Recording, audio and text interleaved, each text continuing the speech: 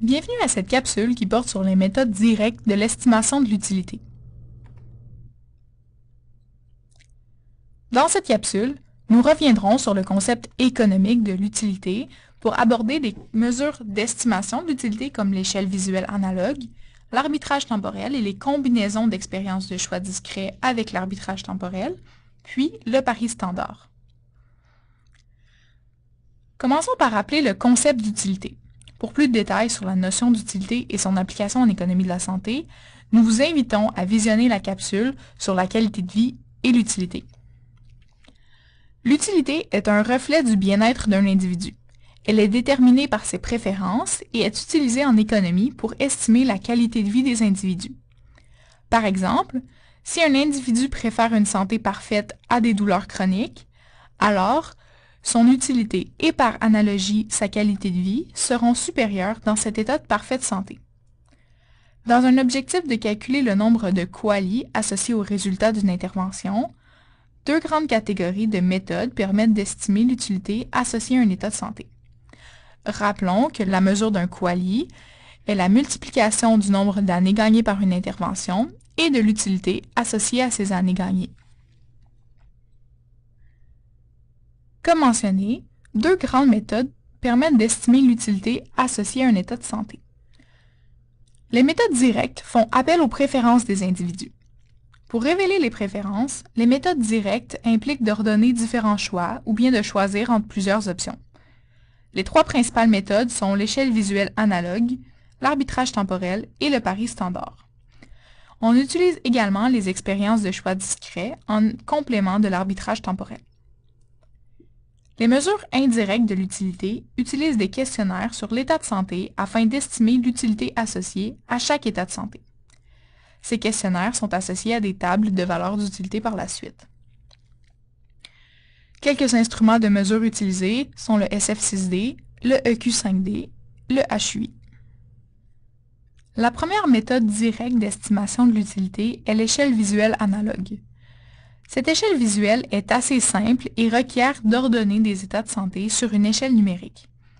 Cette échelle peut prendre plusieurs formes, mais l'essentiel de son interprétation repose dans la distance relative qui sépare deux états de santé. Cette méthode n'est cependant pas recommandée car elle n'implique pas la notion de choix.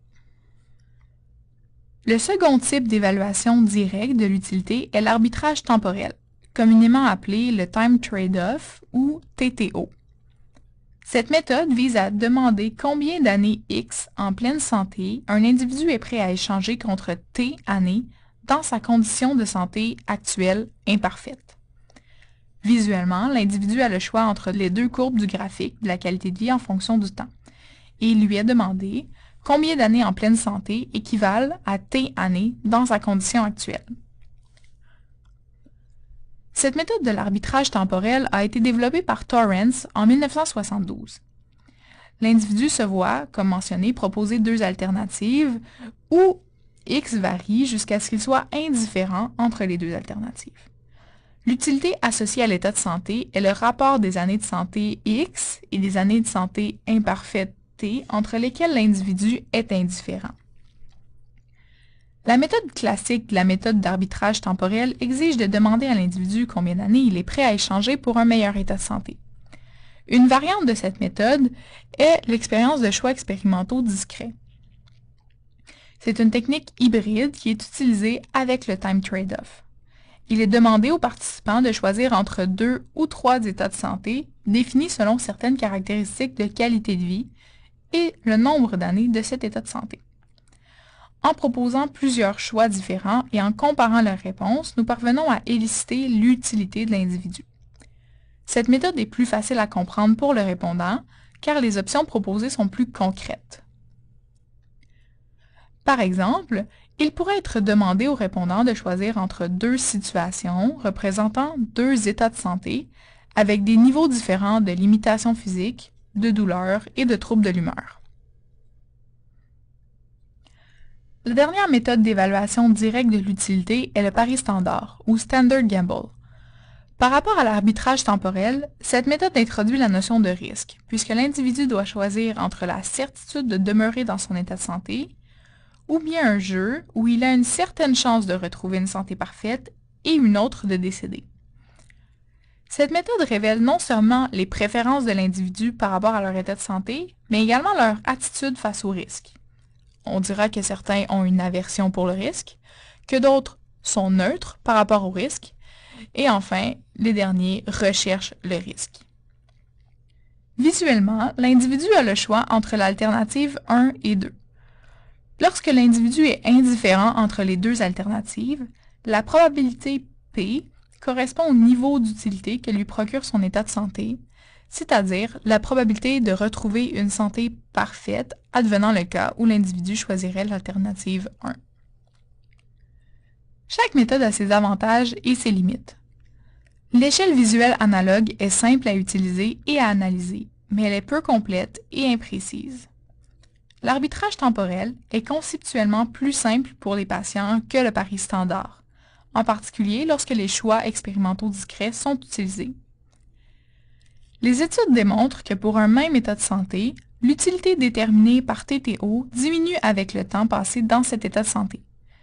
Il y a donc une corrélation ou une synergie entre la durée de la maladie et l'utilité rapportée. Enfin, selon la théorie économique, la méthode du pari standard est à privilégier à cause de son inclusion de l'incertitude et des attitudes face au risque. Par contre, cette même notion d'incertitude est un concept difficile à saisir pour les patients dont on tente d'évaluer l'utilité. Il est à noter que ces méthodes directes sont peu employées dans la détermination du nombre de QALY d'une intervention, mais elles servent plutôt à faire des corrélations entre les questionnaires de qualité de vie et l'utilité retirée. Rappelons que les méthodes directes d'estimation de l'utilité servent à calculer les QALY comme résultat d'une intervention dans le cadre d'une évaluation économique.